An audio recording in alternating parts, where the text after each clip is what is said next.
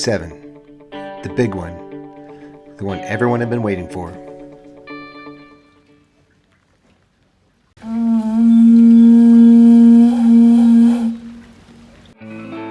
Cindy got us a real nice breakfast to get our day started off right, and we're all ready to get off the dock.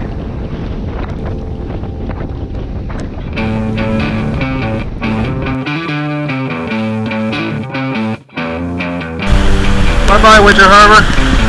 Hello, Pacific. You can't buy her.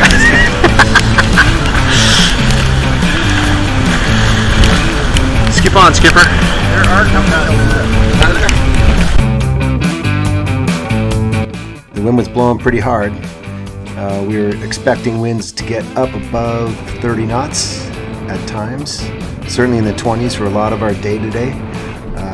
And our plan was to take it out and get away from Brooks Peninsula.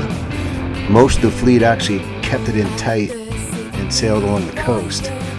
But there were some of us out there, and this leg went really good for us. You can see the double reef on the main there, and we went for like 20 hours, 22 hours in wind like this, and just got beat up, but it was really great. I mean, the cow just could take this wind and sails great.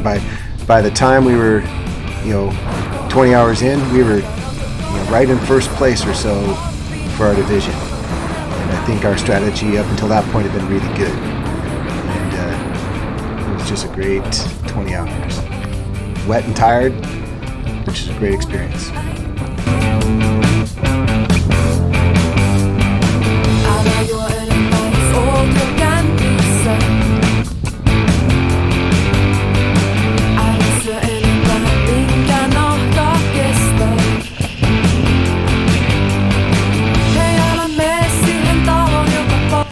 Blowing like that for 20 hours. We had to go downstairs and try and catch a little shut-eye when we weren't on watch. Try and do that. You're wet, cold, and then you go back upstairs to do it all again.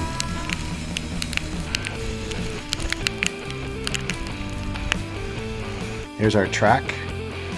Tracked way out in the ocean, 30 miles or so at one point, and it was just a great time. And then in the morning, the wind quit. I mean, completely quit. Turned into glass.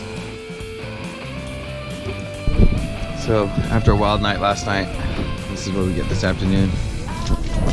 We're about 50 nautical miles out of Ucluelet, and glass.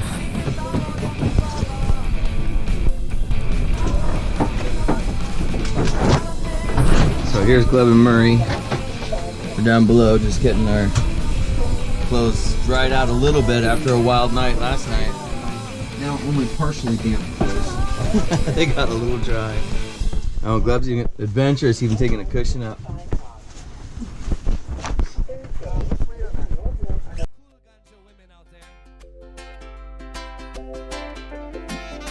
And then after a couple hours of that, the wind started to freshen. The image is 2.2 miles that way. There's 2 boats there, there's another boat over there. And as the afternoon moved on and the sun came out, the wind kind of slowly picked up. Started off with just a light breeze, and then pretty soon we were surfing down the waves on the way to Ucuelet. Just a great sail.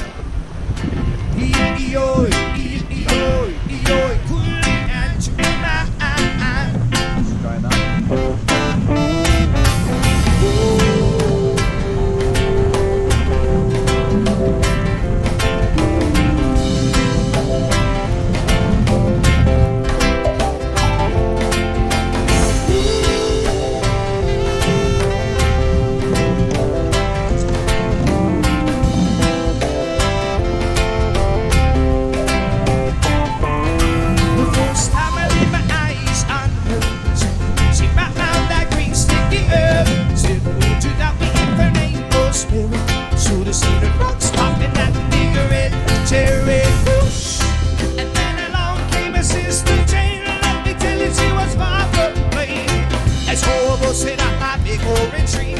And I smoked out both Mary and Jane. I said, look at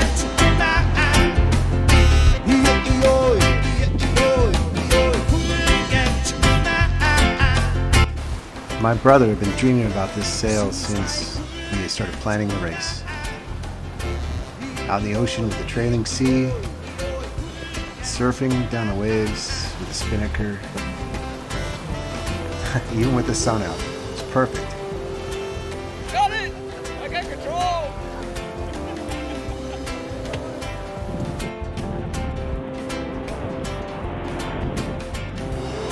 It's been about 4 hours of that. It was just fantastic. And as we got up closer to Ucluelet, it was pretty interesting to see the boats that were out on the ocean and the ones that went inshore. They all kind of converged.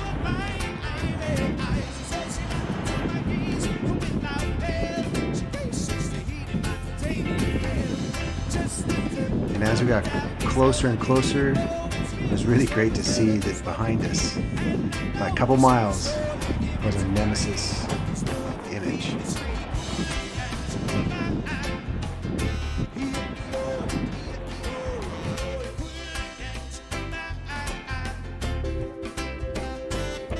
We came up to the finish line right about at dusk, and we crossed it right after dark actually, and our awesome road crew, Cindy, got a great picture of us crossing the finish line. What a fantastic couple days of sailing.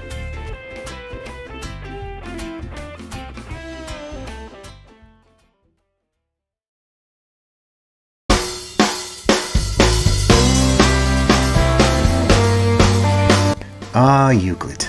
Just a nice break in the middle of the race for us. We got in late, about 11 o'clock or a bit later, and we headed pretty much straight up to the hotel where everyone hit the hay. And we slept in late, and then the next day we found a pub where we met Cindy, our awesome road crew, and hung out and caught up. It's a good time. Nice little pub. Some of us went off and did some laundry, which was good, and then we did some more repairs on the boat. We fixed the compass. We MacGyvered it really good, thanks to Andy and Murray. It was perfect. Then we sent Brian back up the mast. Thank you, Brian. I don't really remember why. Then there was a banquet that we all went to, and all the crews got together, and they handed out the flags for the leg, which was pretty awesome. And there was beer served. Got some time to play a board game of Who's the Skipper? And of course I won, as far as anyone knows. And Ucluelet was just a perfect break in the middle of the race. We really needed it. Thanks, Ucluelet.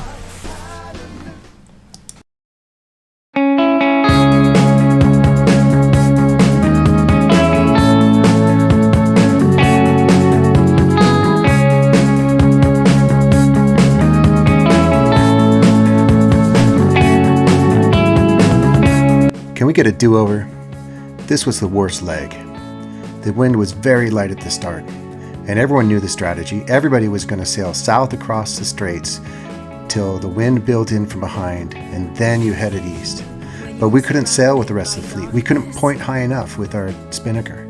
And so we ended up heading directly east with about 4 other boats. And we were in last place for all day long. And it was really not a good situation. Look at those happy faces there. But then the wind started to build, and this was a problem because it kept building and building, and we were catching back up. And so we got optimistic, and we started to get racy and really trying to catch up, and it was working. We were on a straight course and catching up to everybody, and we thought we could pull this leg back together. But then the wind kept increasing, and it got up to about 30 knots, and as we came up to Race Rocks, it got really hairy. We had about 30 knots of wind behind us, about 6 knots of current coming at us, and the wave frequency just got really bad. And so we decided to jibe out away from Race Rocks and go around. And then during the jibe, we broke the back of our traveler off. And it was really a scary situation. So everyone came up on deck, and we worked really hard to get the boat under control. Andrew with the punch guys pulled the main down. It was really hard and all that wind, and we lashed the boom to the side of the boat. It was just one of the scariest times in my sailing career. But we got it all safely stowed, and then we retired from the leg.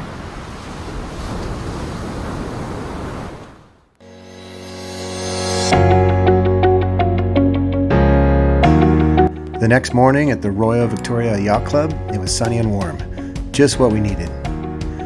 So we did some more repairs on the boat, especially the boom. Gleb and Murray did a great MacGyver job on the back of it to let us finish up the last leg. So it was good to recuperate and do a couple more repairs. We said bye to Gleb and Murray, and we got ready for the last leg of the race, which is one of the best sailing experiences of all time. So I hope you come on back and see the last video for the VanIsle 360 2019.